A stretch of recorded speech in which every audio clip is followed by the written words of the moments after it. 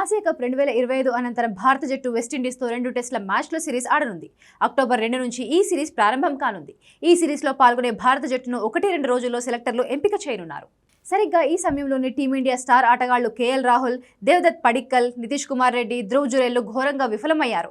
రాహుల్ మినహా మిగిలిన వారు సింగిల్ డిజిట్కే పరిమితమయ్యారు. ఈ ముగ్గురు తలా ఒక్కొక్క పరుగు మాత్రమే సాధించారు. ఆస్ట్రేలియా ఏ జట్టు ప్రస్తుతం భారత పర్యటనలో ఉంది. ఈ క్రమంలో భారత్ ఆస్ట్రేలియా ఏ జట్ల మధ్య రెండో అనధికారిక టెస్ట్ మ్యాచ్ ప్రారంభమైంది. మొదట ఈ బ్యాటింగ్ చేసిన ఆస్ట్రేలియా ఏ జట్టు తొలి ఇన్నింగ్స్లో 97.2 ఓవర్లలో 420 పరుగులకు ఆలౌట్ అయింది. గుర్నూర్ బ్రార్ 3 వికెట్లు పడగొట్టగా ప్రసిద్ధ్ కృష్ణ, సిరాజ్లు ఒక్కొక్క వికెట్ సాధించారు.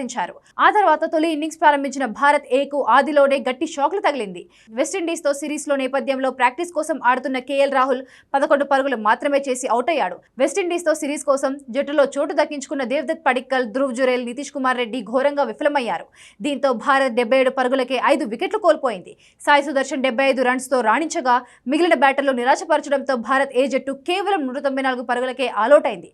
సరిగ్గా విండీస్తో సిరీస్కు ముందు వీరంతా ఇలా ఫ్లాప్ అవడం టీమిండియా మేనేజ్మెంట్ కు ఆందోళన కలిగిస్తోంది. వరల్డ్ టెస్ట్ ఛాంపియన్షిప్ లో భారత్ ఆడబోయే రెండో సిరీస్ ఇది. జూలైలో ఇంగ్లాండ్ టూర్ కు వెళ్లిన టీమిండియా సిరీస్ ను 2-2తో సమం చేసింది. ఇప్పుడు సొంత గడ్డపై తొలి సిరీస్ గెలిచి WTC సైకిల్లో బోడీ కొట్టాలని ఎదురు చూస్తోంది.